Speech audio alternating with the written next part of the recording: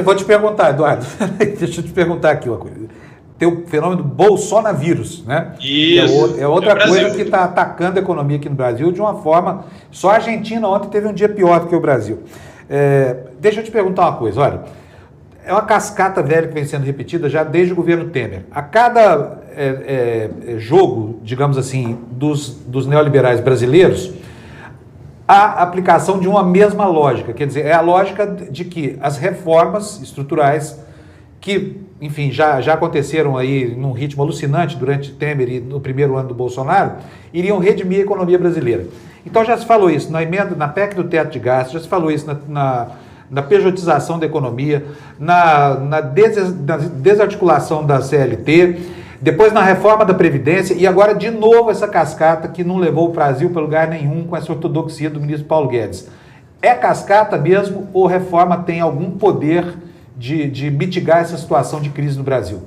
Isso é pior do que cascata. Cascata seria uma mentira e que o cara acreditava nisso. Isso é um plano, né? Eu gravei um vídeo sei lá, uns 6 meses atrás, falando do plano que está por trás de tudo isso. E o plano é o seguinte: todas essas reformas, Fábio, você pode olhar e elas acabam tendo um impacto só, que é baratear a mão de obra e fazer com que o poder público tenha menos capacidade de interferir na economia, né? Vamos lembrar que o poder público é aquele que representa todos nós, a iniciativa privada é aquela que está concentrada na mão de meia dúzia de pessoas, ainda mais no Brasil, um dos países mais desiguais do mundo.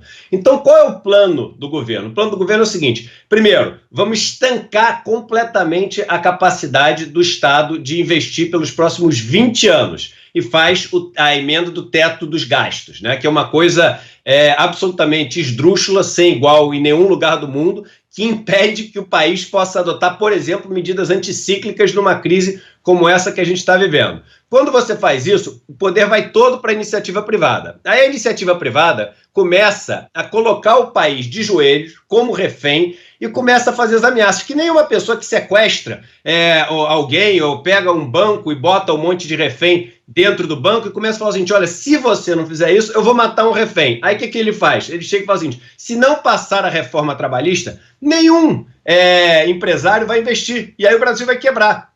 Temos que passar, porque senão o Brasil quebra. Aí o pobre, o trabalhador, todo mundo fala: tudo bem, eu estou aqui desempregado, desemprego recorde no país, eu aceito, você está dizendo que vai me empregar depois, eu não tenho opção. Aí passa a reforma trabalhista. Não acontece nada, só acontece o seguinte: o trabalhador fica com menos direitos de se associar, de negociar o seu salário, de poder, ele passa a poder trabalhar em qualquer tipo de condição, passa a ter menos acesso à justiça e etc. Aí não melhora nada. Aí o governo chega e fala assim: não. Tem outra aqui exigência, o sequestrador tem outra exigência. Qual é a exigência? Reforma da Previdência. Ela é o grande problema do país. Todos os gastos do governo são para a Seguridade Social. Não existe nenhum país no mundo que tenha esse problema igual o Brasil.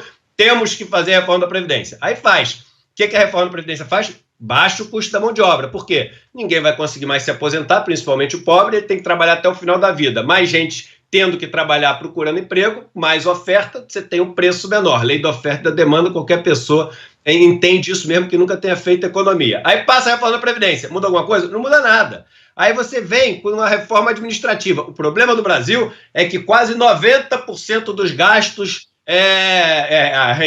em relação à receita, né, com o funcionalismo público. Mentira deslavada. A lei de responsabilidade fiscal proíbe que seja acima de 50%. Mas não tem mais compromisso com a verdade nenhum. O importante é botar esse medo no cara e falar que vai tirar na cabeça do refém. Aí o pessoal vai passar a reforma administrativa. Não vai mudar nada, só vai mais para a mão da iniciativa privada. Porque mesmo o doente que está sendo tratado hoje pelo SUS, o cara vai ter que ser tratado. E vai ter que ser tratado por quem? Pela iniciativa privada. Então a única coisa é o seguinte: em vez do dinheiro ficar no Estado, o dinheiro vai ficar na mão de um grupo econômico, onde 99% fica com o dono e 1% fica com as pessoas que trabalham para essa empresa. Quando ficava no Estado, isso voltava para a população inteira. Não vai acontecer nada. Aí vai passar a reforma tributária. Aí qual é a reforma tributária? É a que passa mais rápido, a que já avançou e é a que não mexe em nada na redistribuição de renda no país. É que só simplifica os impostos. Existe uma reforma tributária que tem um acordo dos 8 governadores do Nordeste, que tem assinatura de mais de 200 deputados que é a reforma tributária solidária, e que não se fala na mídia. Ninguém toca nesse assunto, que é a única reforma que mexe nessa questão de como são tributados os ricos no país, como são tributados os pobres no país. Mexe nessa relação entre impostos indiretos, que são sobre consumo, e os impostos diretos, que são sobre a renda e patrimônio. Então, é mais do que uma cascata, é um plano. E aí, quando terminar tudo isso, e você não tiver mais nenhum transbordamento das riquezas que são geradas para os pobres, porque todos os mecanismos foram cortados, sabe o que ele vai fazer? Ele vai liberar o teto dos gastos, porque ele vai falar, olha, realmente a gente precisa da ajuda do Estado agora. E aí os recursos do Estado vão ser usados para investir, só que quando forem usados para investir, a população mais pobre brasileira não vai receber nada, porque todos os mecanismos de transferência para ela foram cortados, e só quem vai enriquecer novamente vão ser os ricos do Brasil. Então isso é um plano muito bem montado, e que agora, com essa crise internacional que não estava nos planos, eles estão tentando apressar desesperadamente para passar as outras reformas, o que é uma patifaria, me perdoe a palavra aqui forte no programa, mas é uma patifaria fazer isso agora às pressas, porque eles estão vendo que talvez tenham que liberar a emenda constitucional, o teto dos gastos, antes de cumprir o plano inteiro. Muito boa explicação, Eduardo. Concordo com tudo que você falou. Deixa eu só te perguntar mais uma coisinha antes de te liberar aqui. É o seguinte, o Bolsonaro é um sujeito que tem uma alma inquieta, né? Ele faz questão absoluta de atazanar a vida das pessoas. É algo impressionante, assim. O país está quieto, as pessoas estão trabalhando e de repente, do nada, ele inventa um factoide para desviar o foco, distribui banana para jornalista, xinga repórter. E ontem ele veio com uma posição muito grave, dizendo que tinha havido fraude no primeiro turno, que ele tem certeza que se elegeu no primeiro turno. Ora, o que um presidente da República pode querer com uma declaração estapafúrdia dessa, absolutamente desprovida de veracidade, até de verossimilhança, num momento crítico como esse, e não jogar gasolina nessa fogueira? Eu acho que duas coisas. Primeiro, eu não sei se eu concordo tanto com essa sua afirmação que ele tem uma alma inquieta, porque eu estou tendo dificuldade de acreditar que ele tenha uma alma, né? Então... Aliás, é tema do nosso programa hoje, né? Legal. Isso, né? É um tema que eu me interesso bastante, essa questão aí. Mas, em relação a isso, eu acho que é o seguinte, se nas eleições, quando perguntado, nas poucas aparições que ele teve em programas de entrevista, em debate sobre a questão econômica, ele falou, olha, disso aí eu não entendo, pergunta lá para o Paulo Guedes.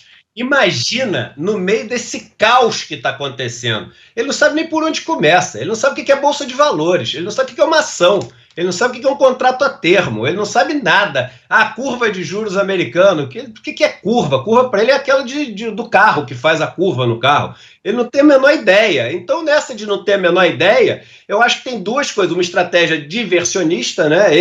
Essa história de botar o comediante lá para divertir. A palavra divertir vem do latim divertere, né? Que quer dizer chegar para o lado, mudar a atenção para o lado. Então, esse é um governo absolutamente diversionista. Então, o que ele faz é o seguinte, começa a fazer as patetices dele, começa a pintar o quadro lá, aquele brinquedinho de colorir, começa a xingar a gente, começa a fazer palhaçada, começa a dar banana, começa a dizer que não teve eleição, começa a fazer o que vem na cabeça, mas eu acho que hoje em dia esse negócio até pode pegar um pouco, porque sempre pega, mas esse negócio já perdeu muita capacidade também de tirar a atenção das pessoas, principalmente quando você tem um negócio tão grave como esse, que faz com que todas as pessoas estejam com o bolso ardendo ali. Eu vi que ontem, pela primeira vez, nessa história do PIB, apesar das patetices que ele fez de distribuir banana e etc., mais de 80% dos comentários no Twitter eram desfavoráveis ao Bolsonaro. Nunca tinha acontecido isso antes. Então a batata do cara está começando a assar. Tem os 15% ali, malucos que puderam sair de debaixo do tapete, que querem mesmo que todo dia as pessoas se vistam